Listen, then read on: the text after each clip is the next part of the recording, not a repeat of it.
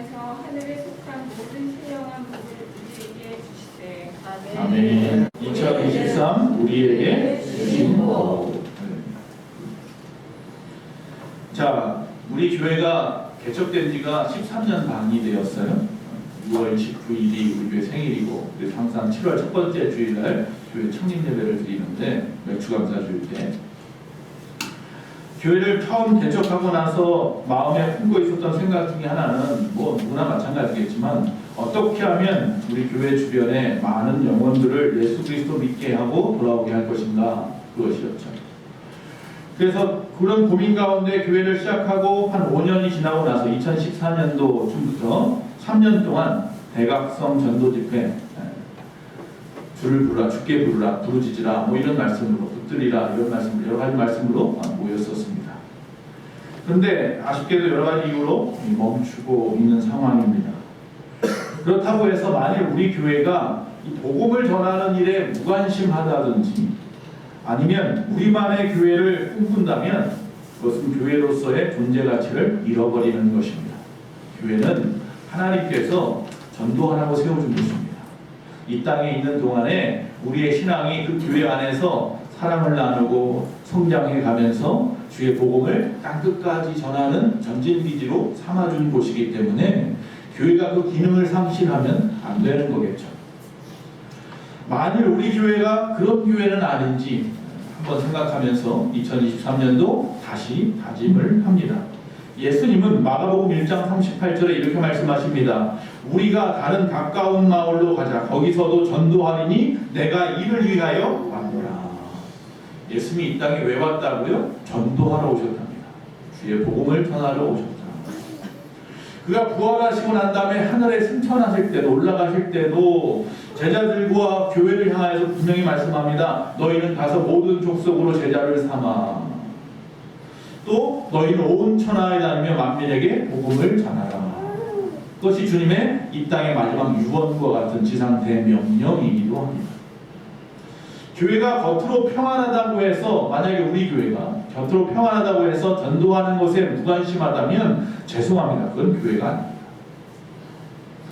지옥 갈 영혼을 보고도 그들에게 복음을 전해야겠다는 마음이 없다면 죄송합니다. 우리의 마음이 병든 겁니다. 우리의 심령은요, 성령께서 우리 가운데 계셔서 우리 때문에 탄식하고 계신다는 사실을 기억해요.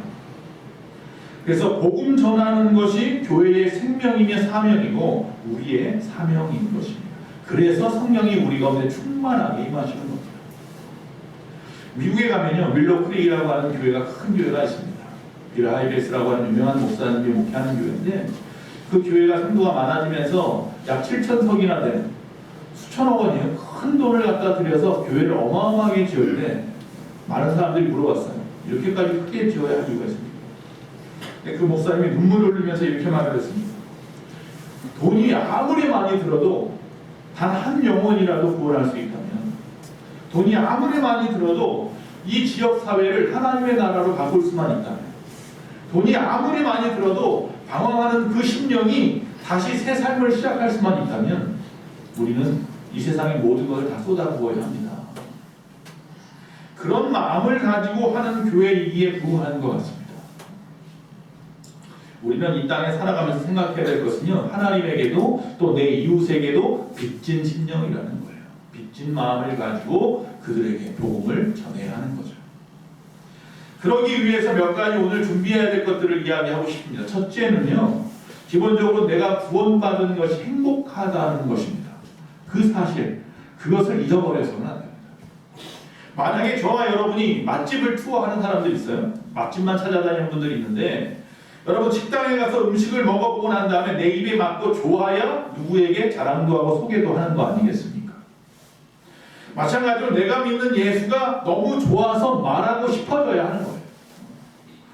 즉 내가 너무나 행복하고 그래서 내가 열정을 부리지 않고는 참을 수 없는 거기까지 되었을 때에 그게 바로 전도입니다.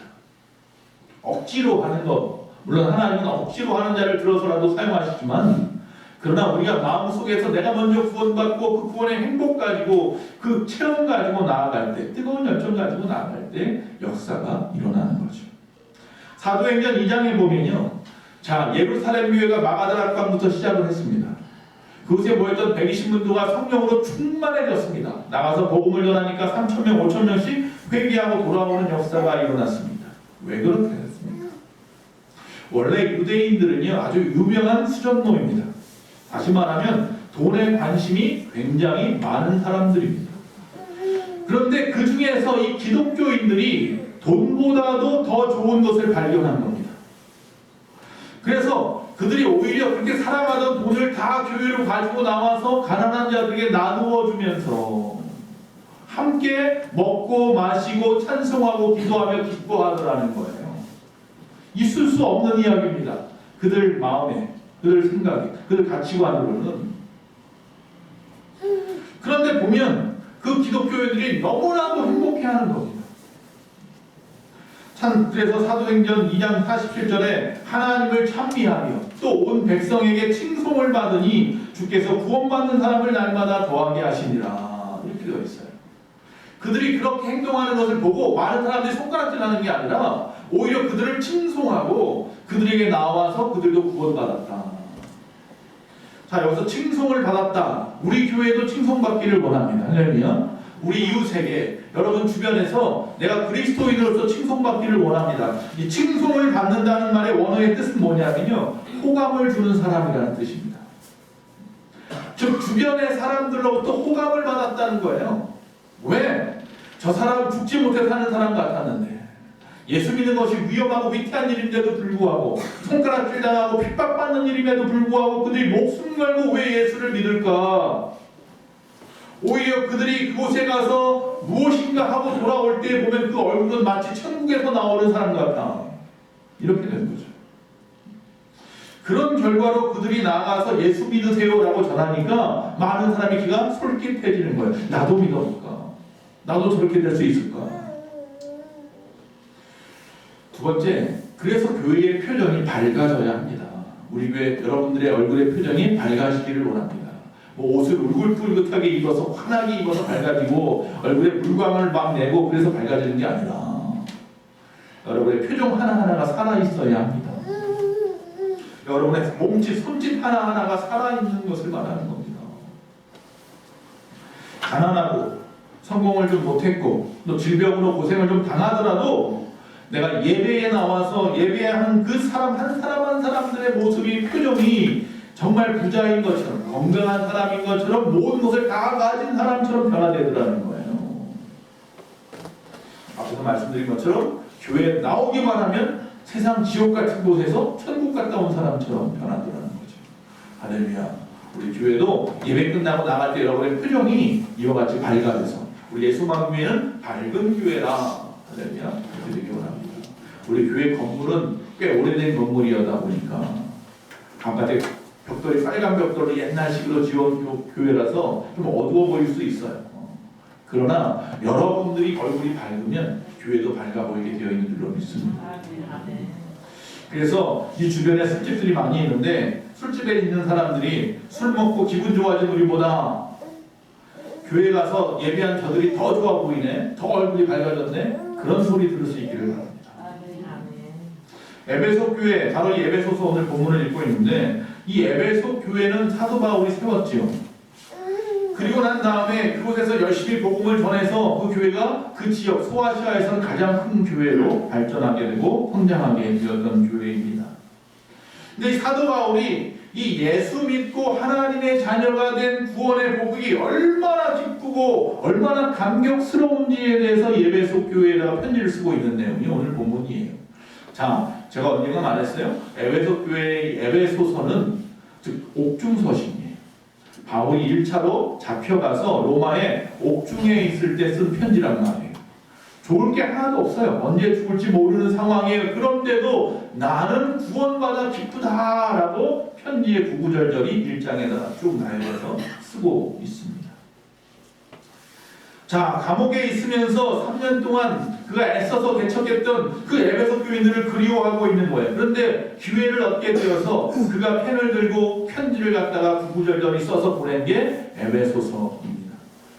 우리를 구원하신 그 은혜가 얼마나 기가 막힌 복인가, 대한 내용으로 시작하는 것이 에베소서입니다. 자, 그래서 그 첫 마디가 무엇이냐면 오늘 우리가 읽었습니다. 1장 3절 첫 마디가 뭡니까? 찬송하리로다입니다. 앞에 인사말 끝나고 나자마자 곧바로 시작하는 1장 3절의 말씀이 찬송하리로다. 이 말은 이렇게 좋은 복을 우리에게 주시다니 하나님 영광 받아주세요 라고 말하고 있는 거예요. 그리고 나서 곧바로 뭐라고 말하면 왜 하나님 앞에 영광 돌리고 찬송 받으시라고 말하느냐 하면 그 이유가 하나님 곧 우리 주 예수 그리스도의 아버지께서 그리스도 안에서 하늘에 속한 모든 신령한 복을 우리에게 주셨기 때문이다. 할렐루야. 뭐라고요? 하늘에 속한 모든 신령한 복을 우리에게 주셨으니 나는 그분을 찬송할 수밖에 없습니다. 할렐루야 라고 말하고 있다는 겁니다. 이 복을 갖다가 이야기하고 난 다음에 하나님 앞에 간절하게 감사의 기도를 쭉 구구절절 써내려가는데요. 그 이후 다시 말하면 3절부터 14절까지는요 원문에는 한 문장이에요. 이걸 갖다 나중에 번역하면서 나누어서 몇 개의 문장으로 구분되었지만 사실은 한 문장으로 되어 있어요. 다시 말씀드리면요, 바울이 흥분했어요.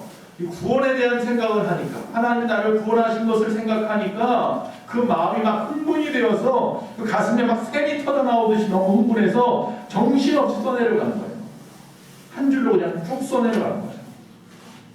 그 내용이 뭐예요? 하나님이 주신 복, 다시 말하면 하늘에 속한 복이요 신령한 복, 이 두 가지, 이 두 마디를 갖다 표현하고 싶었던 거예요. 자, 여기 분명히 두 가지를 이야기했다고 했어요. 하늘에 속한 복과 신령한 복이 있다. 자, 이 하늘에 속한 복이라는 것은 말 그대로 땅의 복하고 다른 겁니다. 우리가 땅에 살면서 얼마 동안 손에 쥐고 누리는 세상의 복이 아니라 여기서 말하는 하늘나라에서 구원받은 백성들만이, 저와 여러분만이 누릴 수 있는 복을 바울은 알고 있다는 거예요. 그 마음에 그 무엇인지를 갖다 확신하고 있다는 거예요. 그래서 감사한 거예요. 그래서 찬송하고 감격스러운 거예요. 하늘의 복이 얼마나 기가 막힌 것인지 성경에 보면 아주 짤막한 에피소드가 하나 나옵니다. 예수님께서 12제자 중에서 항상 데리고 다니는 세 제자가 있습니다. 요한과 야고보와 베드로죠. 이 세 제자만 데리고 어느 산에, 높은 산에 올라갑니다. 제자들이 수절거릴 수도 있습니다. 뭐 이렇게 높이 올라가시죠? 한참을 올라갔습니다. 자, 올라갔는데 그만 어떤 일이 벌어지냐면 갑자기 예수님의 얼굴에서 광채가 나기 시작합니다. 그리고 하얀 옷을 입은 천사처럼 완전히 그 모습이 바뀌어 버렸습니다. 그리고서 하늘에 있다고 하는 그 모세와 엘리야가 갑자기 나타나더니 예수님과 한쪽에서 이야기를 하고 있습니다. 우리가 잘 알다시피 구약을 대표하는 선지자 바로 그가 엘리야입니다. 구약을 대표하는 지도자 그가 바로 모세입니다. 이 모세와 엘리야가 예수님 앞에 갑자기 나타나더니 그 산에서 셋이서 한참을 이야기하는 겁니다. 제자들이 얼마나 놀랐습니까? 너무너무 놀랐습니다. 다시 말하면 갑자기 하늘문이 잠깐 제자들 앞에서 열린 겁니다. 그리고 하늘의 것들이 그 앞에 펼쳐져 보여진 겁니다. 자, 그 순간 자기도 모르게 튀어나온 말이 있습니다. 주님, 여기가 좋습니다. 내려가지 맙시다. 여기 오두막이라도 짓고 여기서 평생 살았으면 좋겠습니다. 우린 천국이 아니라 그냥 높은 산이에요. 천국의 모습이 잠깐 수용돼 보여진 것 뿐이에요. 그런데도 너무 좋아요. 세상에 것 아무 생각이 없는 거예요. 세상에서 내가 높은 자리 하고 싶었던 그 욕심, 그 모든 거 다 잊어버렸어요. 완전히 잊어버리고 여기가 너무 좋아요. 천국이 이런 곳이구나. 잠깐 천국이 어떤 곳인지 맛만 보고 내려왔어요. 여러분, 천국은 그런 곳입니다. 그 천국의 복을 저와 여러분에게 주셨습니다. 네. 저와 여러분은 그런 복을 가진 사람이에요. 또 어깨를 좀 으쓱해도 돼요. 당당하게 사세요.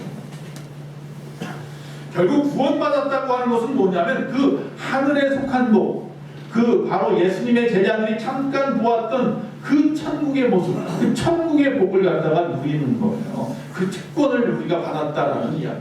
저와 여러분은 한 손에 이미 천국 티켓을 들고 있잖아요.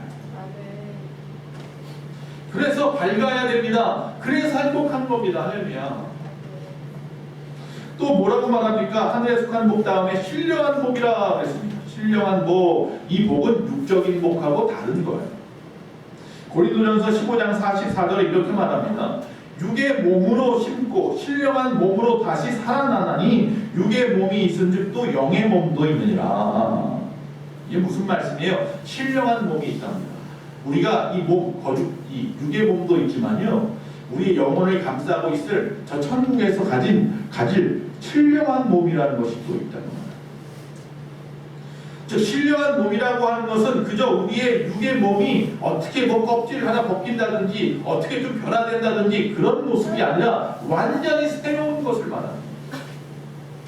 즉 건강이나 장수나 쾌락이나 성공과 같이 이 세상에서 누리는 복은 육이 누리는 거예요.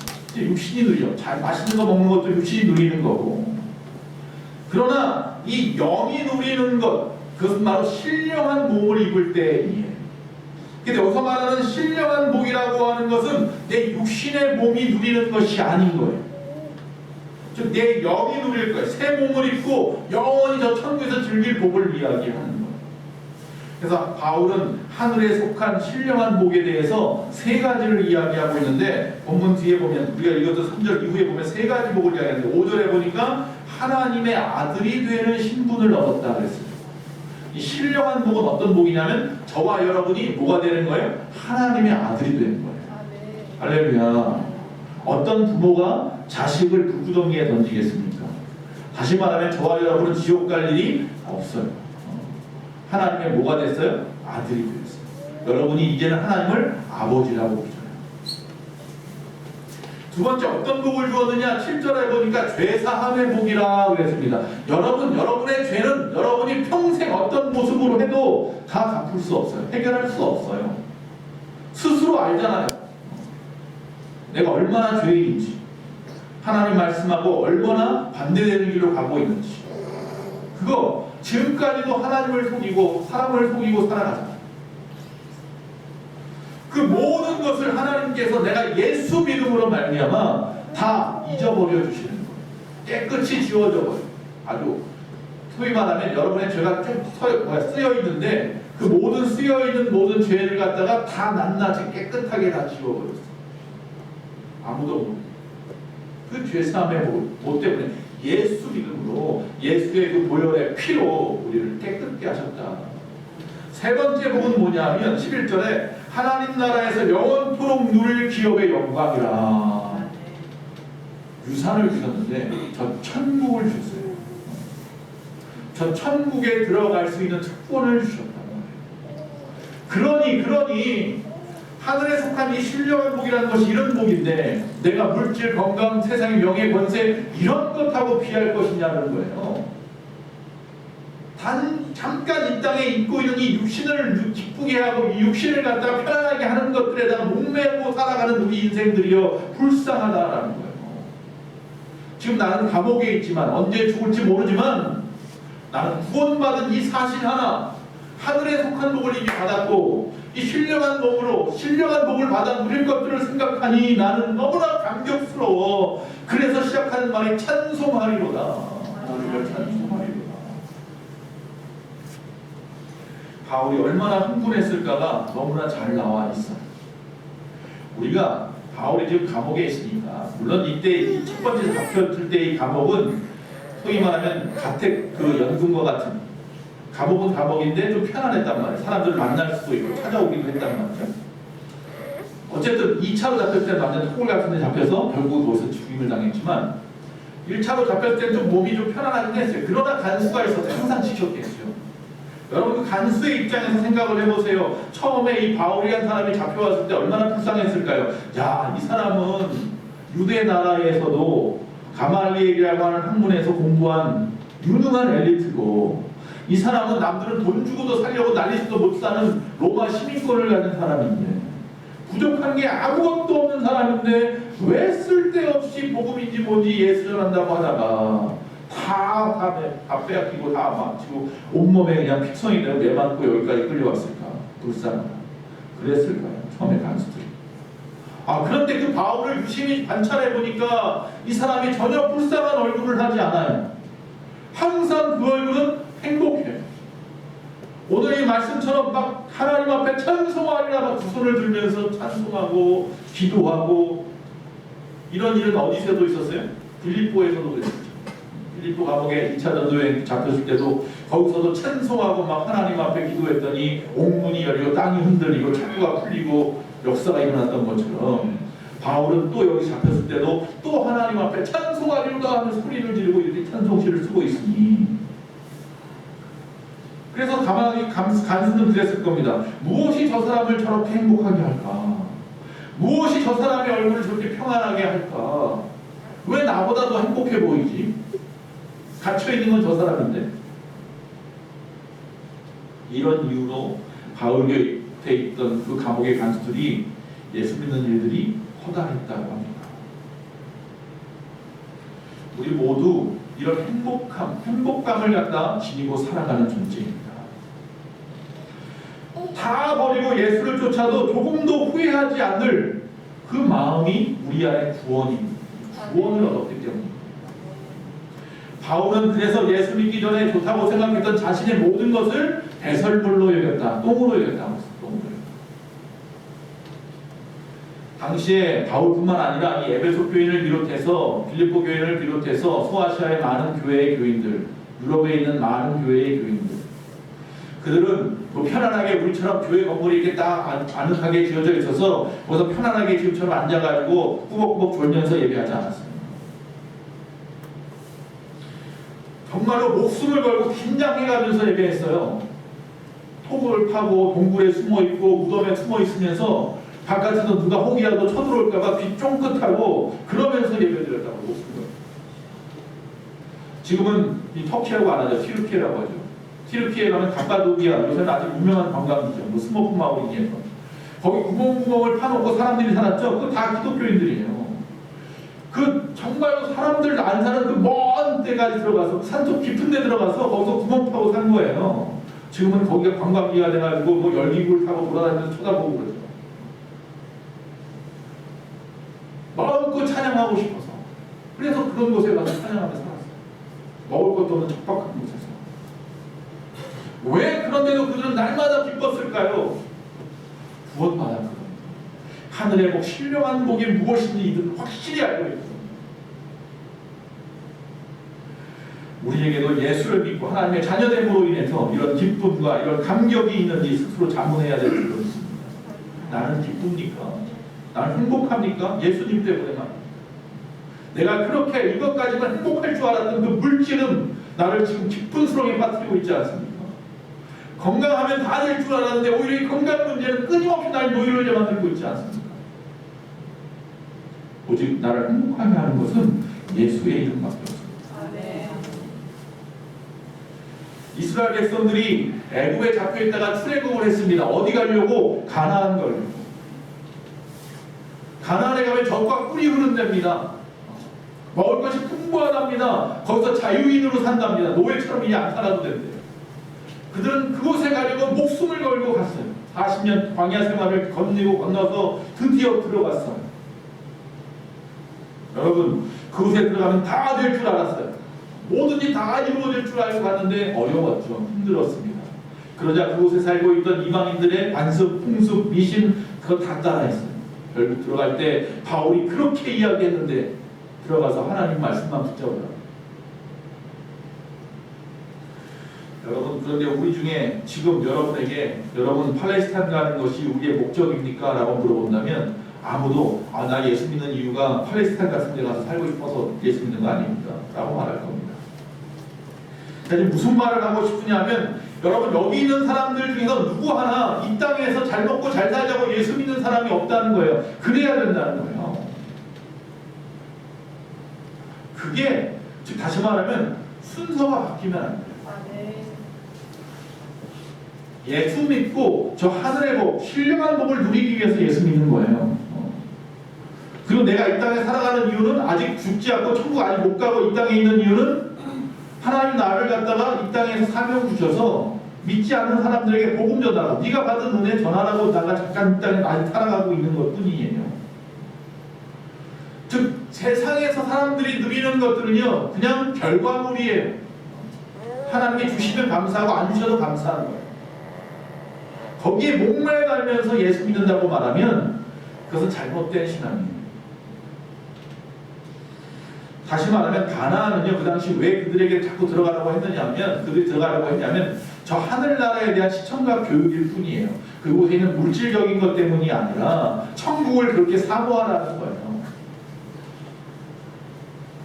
만약 여기 있는 분들 중에서 내가 건강하게 살기 위해서 예수 믿습니다 라고 하는 사람들이 있다면요 정말로 죄송합니다. 여러분 잘못 찾아오셨습니다.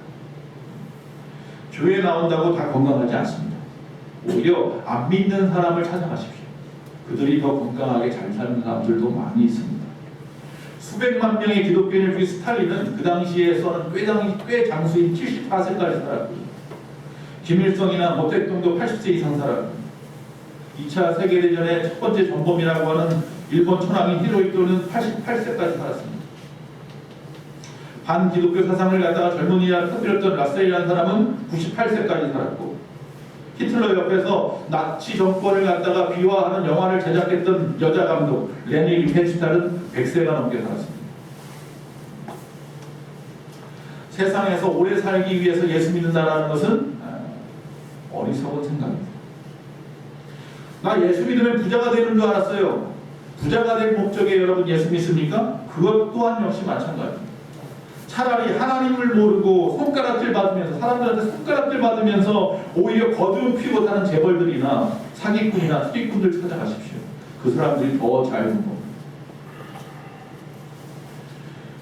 그런데도 교회에서 항상 생각하는 것이 우리는 세상적인 것이고 육적인 것 아닙니까? 사실 하나님 앞에 여러분이 올해 시작하면서 소망했던 기도 제목들을 가만히 생각해 보세요. 뭘 기도했습니까? 여러분이 끊임없이 하나님 앞에 장수하게 해주세요, 돈 벌게 해주세요, 내 자식들 잘 되게 해주세요 이런 것만 기도하면 하나님도 참 난처합니다. 그러면 그냥 내가 하나님의 뜻대로 살면 필요에 따라 하나님이 다 채워주게끔 되어 있는 것들인데 부차적인 것만 하나님 앞에 계속 구하고 있으니 얼마나 답답하겠습니까? 그래서 지난 100년 동안 기독교에 가장 큰 해를 끼친 사람 중에 하나인 프로이드가 이렇게 말했습니다. 기독교는 종교는 소원성취다. 그러면서 긍정버렸습니다. 그리고 뭐라고 말했냐면 기독교 종교는 기독교만을 이야기하는 건 아니고 기독교가 지칭하는 모든 종교는 여러 가지 인간적인 욕구를 채우기 위해서 고안해낸 하나의 환상일 뿐이다. 이렇게 말해요. 기독교인도 똑같이 세상의 다른 종교처럼 세상에서 비나이다 복 받게 해주세요 건강하게 자식 잘 되게 똑같은 이야기를 계속 끊임없이 번복하고 108번이나 절을 하고 있으니 이런 소리 들어도 싸요. 여러분 우리네 기독교는 이렇게 천박하지 않습니다. 우리가 기독교를 천박하게 만들면 안 됩니다. 하나님은 우리에게 그런 복을 주시지 않습니다. 물론 우리가 예수 믿으면 세상의 복은 그냥 따라온다니까요. 그런 사례가 얼마나 많이 있으니까 어떤 외국 의학 연구에 의하면 이런 말을 합니다. 교회를 정기적으로 출석하고 일관성 있고 경건하게 생활하는 사람들은 정신적으로 육체적으로 훨씬 더 건강합니다. 여러분의 자녀들이 잘 되길 원하십니까? 경건한 가정의 자녀와 후손들은 그 신앙을 따르기만 한다면 잘 될 것입니다. 우리가 예수를 믿으면 건강하기를 원해서 건강의 복을 달라고 기도한단 말이죠. 그런데 예수 믿는 일만 잘하시면 생각해 보세요. 예수 잘 믿는 사람 치고 알코올 중독자가 있습니까? 예수 잘 믿는데 담배 입에 물고 있는 사람 있습니까? 예수 정말 잘 믿는데 마약이나 도박에 빠진 사람 있습니까? 거꾸로 이야기합니다. 예수 잘 못 믿어서 그렇습니다. 성령 충만하지 않아서 그렇습니다. 악한 것으로 우리 마음에 자꾸 침투함으로 내어주어서 문을 열어주어서 그렇습니다. 여러분 다시 말하면 예수 잘 믿으면 건강할 수밖에 없습니다. 예수 잘 믿으면 자식들이 잘 될 수밖에 없습니다. 여러분들 예수 잘 믿으면 돈 100만 원 가지고도 행복하면서 살 수 있습니다. 수억을 안 가져도 돼요. 세상 사람은 수억, 수십억 가져야만 행복해질지 모르지만 우리 단돈 10원을 가지고 있어도 감사하며 살 수 있어요. 할렐루야. 우리가 더 부자예요. 여러분, 예수 잘 믿으면 결혼 생활도 행복한 줄로 믿습니다. 어제 결혼식에 가서 기도하고 왔는데, 저 청년인데 40이 넘어서 결혼했어요. 늦게 결혼했죠. 제가 있던 부목사가 있던 교회에 청년 부장할 때 청년회에 있던 친구인데 정말 저를 많이 도와줬어요. 우리 교회 이곳에 옮겨온 다음에도 그 친구가 이제 프린트 만드는 회사에 있어요. 그러다 보니까 뭐 여러 가지 작업하니까 도움을 많이 줬어요. 어쨌든 그 친구 이제 결혼식을 가서 이제 기도를 해야 되니까 어떻게 기도를 할까 했는데 그 생각이 나요. 이 세상에서 가장 행복한 사람 여기 두 사람이 서 있다. 그렇게 기도하게 되더라고요. 왜? 요새 예수 믿는 사람들도 결혼식 할 때 보면 목사 안 부르더라고요. 주례자를 안 불러. 자기들끼리 해. 요새는 주례자도 없어. 그냥 어머니 아버지가 와서 그냥 한마디 강구하는 정도 그냥 하고 말아버리고 무슨 쇼하듯이 잔치하고 프로그램 만들어서 거기에만 열중하죠. 그러나 여러분 기독교인들은 그렇게 하지 마십시오. 여러분 자녀들 혹시 그렇게 한다 그러면 잘 설득하셔야 됩니다. 기독교에서 결혼은 예식입니다. 예배예요. 하나님께서 허락하셔서 하나의 공동체가 세워지는 거예요. 그래서 거기에 뭐가 필요하냐면 하나님의 축복권이라는 게 필요하고요. 하나님의 권면이 필요한 거예요. 그거 할 수 있도록 세운 사람이 목사거든요. 목사에게 하나님이 강단에서 말씀을 전할 강단권을 주었고요. 또 여러분에게 마지막 축도할 수 있는 축복권을 주었고요. 그리고 여러분들을 징계하고 여러분을 위로할 수 있는 징계권을, 권면권을 줬어요. 그걸 가진 사람에게 맡기는 게 맞는 거예요. 여러분 결혼식이 아니라 결혼 예배예요. 그래서 그 친구는 어저께 오니까 설교하는 목사님, 전에 든 담임 목사님 설교하시고 부목사님 제가 기도하고 또 친구 목사가 또 찬양하고 특송하고 너무 예쁘게 요새 사람 같지 않게 예배식으로 잘 드렸어요. 그럼 행복해요. 그런 사람들은 행복할 수밖에 없어요. 할렐루야. 결혼 생활에 행복할 수밖에 없어요. 만약 당신이 다시 태어난다면 지금의 남편과 아내와 결혼하겠습니까? 라고 물어볼 때 예라고 말하는 그 확률이 기독교인들이 2배로 많대요. 제 이 말을 좀 이해가 안 되는 듯이 지금 서로 몇몇 분이 있는 것 같아서 만약에 그렇지 않다면요 여러분의 가정이 믿음의 가정이 아닌 거예요. 믿는 사람의 가정이 더 행복합니다. 육적인 것, 세상적인 것도 하나님이 그 때를 따라서 채워줄 때가 있으니 걱정하지 마시고 그냥 여러분은 믿음 안에서 구원의 감격 가지고 정말 하나님의 영광을 위해서 살아가시면 돼요. 그럼 건강하고 그러면 행복하고 그러면 모든 것이 잘 된단 말이에요. 자녀들도 믿음 안에서 잘 자라날 거라고. 왜 그걸 내가 하려고 하니까 힘든지 알아요. 내가 뭘 해서 어떻게든지 내가 좀 더 잘 먹고 잘 살아야 되고 내가 좀 높은 인기를 얻어야 되고 권력을 얻어야 되고 자녀들이 잘 돼야 되고 내가 하니까 힘들어요. 하나님 앞에 맡기시면. 다시 말씀드립니다. 우리가 잊지 말아야 할 정말 중요한 사실, 우리는 이 세상에 있는 그 육적인 복 그런 것을 원한다면 신앙생활 잘못한 겁니다. 우리가 신앙생활을 잘하고 하나님의 말씀에 잘 순종한다면 결과적으로 다 따라오는 것들이기 때문입니다. 어쩌다 받을 수 있는 하나님이 그때 알아서 주시는 결과물인데 거기 목숨 걸지 마십시오. 진짜 우리가 목숨을 걸어야 할 것은 하늘에 신령한 것. 자, 그럼 왜 하나님께서 세상의 복, 그 많은 속한 복들을 우리에게 약속하지 않았을까요? 그것도 주면 좋은데 왜 그거는 복이라고 말하지 아니하고 하늘의 것들을 받으면 땅의 복은 그냥 쫓아온다고 말할까요? 그것은 허무한 것이기 때문에. 자, 우리가 잘 아는 솔로몬이라고 하는 위대한 왕, 다윗의 아들이 있습니다. 하나님이 그에게 모든 부귀 영화를 주었고 지혜를 주었습니다. 세상 사람도 다 아는 왕이에요. 이 솔로몬이 부귀 영화와 지혜를 누리면서 살았던 사람인데 그가 스스로 한번 시험해 보기로 했습니다. 뭘 시험해 보기로 했느냐면 내 눈에 보아서 내 눈에 보기에 좋은 모든 것은 내가 다 한번 소유해 봐야지. 정말 좋은 건지 아닌지. 내 마음에 무언가 하고 싶은 것은 다 해봐야지. 이것이 나를 즐겁게 하는지 안 하는지. 그래서 이 솔로몬은 우리가 상상하는 것 이상의 모든 것을 자기가 마음 하는 것, 먹은 것 다 했어요. 이 땅에서. 하다못해 그에게는요 아내가 300명, 후궁까지 합쳐서 1000명이나 있었어요. 남자분들 좋아하지 마십시오.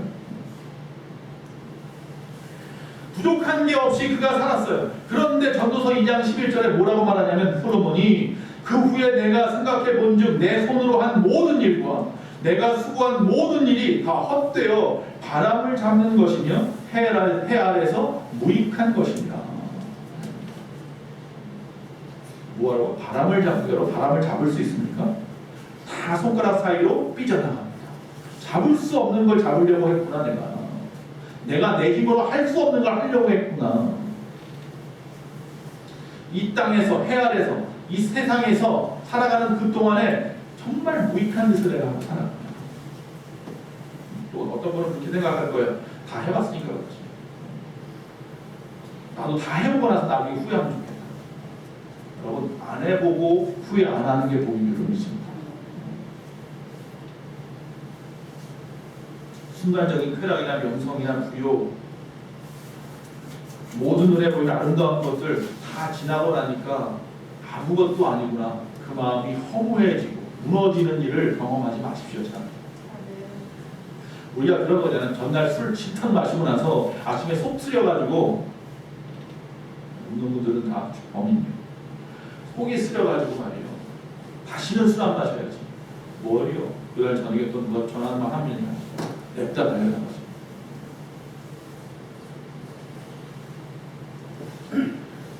허무한 짓을 하지 말아요. 오늘 말씀에 허무한 일을 왜 자꾸 하냐, 또 후회할 일을 왜 자꾸 하면서 그렇게 살아가느냐. 여러분 경험하기 전에 미리 아는 게 복입니다. 미리 끊어버리세요. 제가 전에도 얘기했지만 저 어렸을 때는 가끔 뭐 부흥 강사 목사님들이 와서 막 부흥회 때 이야기를 하는데 간증을 해요. 내가 젊었을 때 뭐 주먹질을 얼마를 하고 내가 마약범이었고 내가 뭐 잡범이었고 내가 무슨 짓을 했고 그럼 자랑스러운 얘기야. 그럼 막 사람들이 들을 때 와 그래요. 무슨 뭐 서부 활국 보는 것처럼. 결국 그거 자랑할 거 아니에요. 창피한 일 아니에요.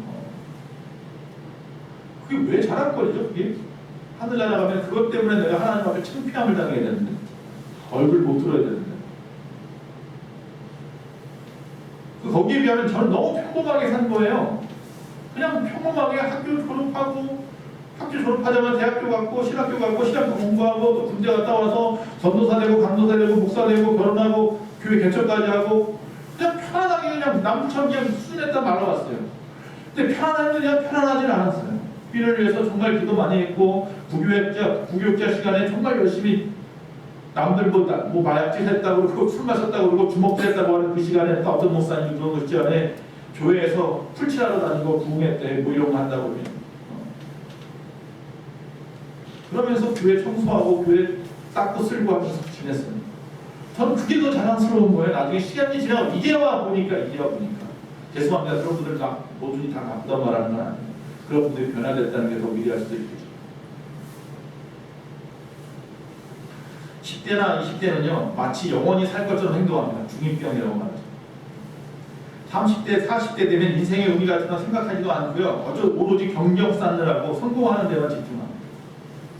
50대가 되면요 세월이 왜 이렇게 빨리 가는지 굽이쳐 흘러가는 것 같습니다. 그래서 세상이 나한테 뭐라고 말하는데 듣지도 못하고 그냥 넘어가는 시대라고. 60대가 넘어가면 머리가 흰서리가 않고 얼굴에 주름이 패이고 뱃살이 두터워지고 숨이 가빠지는데 그런데도 모르게 나는 항상 사람들 앞에서 나 때는 말이야 이러고 삽니다. 그때가 바로 인생이라는 게 별거 아니었네, 허무한 거였네, 그 말이에요. 사실 나 때는 말이야 이런 말 하는 사람들 대부분 보면 지금은 허무하다는 거야.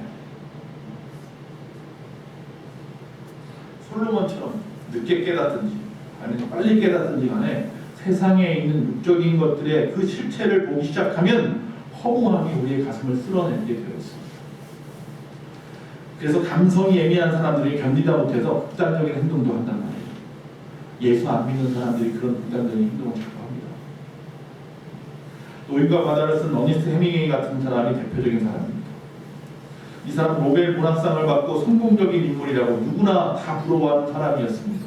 근데 그가 1961년 7월 2일 주일 아침, 그것도 아이다호에 있는 자신의 저택에서 로비에 앉아서 그가 사냥을 좋아했는데 그가 좋아했던 그 소총으로 죽었어요. 그가 그의 책에 쓴 유명한 말이 있습니다. 무로부터, 아무것도 없는 무로부터 무에 이르는 짧은 날의 여행이 주는 지루함. 그게 인생이래요. 결국 그 말처럼 죽었어요. 스스로 입에다가 총구를 집어넣고 그 긴 총을 갖다가 쏴서 그리고 인생을 마무리했어요. 다 누려봤는데, 해보고 싶은 거 다 해봤는데 그렇게 표현한 거예요. 무에서 와서 무에 이르는 짧은 날의 여행을 하는 지루함. 그게 인생이다. 허무하다는 얘기죠. 허무하고 허무하다. 솔로몬 하는 이 말 똑같은 거예요. 세상 거 바람 잡는 것 같은 것만 위해 살던 것이 얼마나 허무한지 깨달아. 여러분, 세상 복 받자고 예수 믿는 것만큼 어리석은 사람은 없습니다. 돈이나 명예, 오래 사는 것에 저는 관심이 없습니다.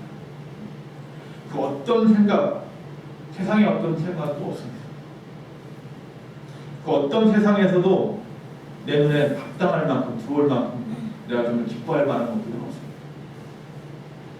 저도 오늘 본문을 갖다가 말씀을 준비하면서 이번 주 몇 번을 또 되새겨 읽어봤어요. 하늘에 속한 신령한 것. 바울이 너무나 감격스러워서 찬송하리로다 하나님이여 영광을 받으시옵소서. 저도 마찬가지. 이 말씀을 또 읽고 또 읽다 보니까 저도 똑같은 마음이 들어요. 그래서 그 뒤에 말씀이 이해가 돼요. 뒤에 말씀에 보면 앞에서 이제 세 가지 복에 대한 신령한 복을 얘기했다고 그랬잖아요.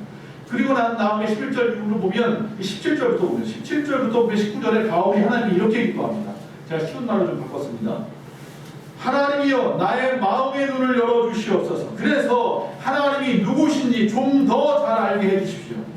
하나님이여 나에게 지혜와 계시의 영을 주셔서 하나님이 주신 그 부르심의 소망이 무엇인지 알게 좀 해주십시오. 그 부르심의 소망대로 살고 싶습니다. 하나님이여 하나님 나라에서 우리가 누릴 그 기업의 영광의 풍성함이 어떤 것인지 좀 더 가까이 가서 볼 수 있게 해주십시오. 하나님이여 성령을 통해서 우리에게 주실 능력의 지극히 크신 그 어떠한가를 좀 더 많이 느낄 수 있게 해주십시오. 바울이 그렇게 기도하고 있어요. 하늘의 신령한 복이 무엇인지 알고 너무 기뻐서 하나님 앞에 기도하는데 좀 더 가까이 가서 좀 더 깊이 좀 더 자세히 그 하늘의 신령한 복을 좀 내가 느낄 수만 있다면 누구처럼 예수님을 쫓아갔던 그 두세 명의 제자들처럼 말이죠. 반모섬에서 기도하다가 하늘문이 열렸던 이 요한처럼 말이죠. 나도 좀 더 깊이 가서 주님을 체험하고 싶어요. 나도 좀 남들처럼 잘 먹고 잘 살고 싶어요가 아니라 이런 천국을 노리는 것 그런 거 아니고 하늘의 것에 대한 욕심이 바울에게서 막 절로 나오는 거예요. 그런 기도를 할 수만 있다면 이제 허무한 세상의 것에서 눈을 감을 줄로 믿습니다.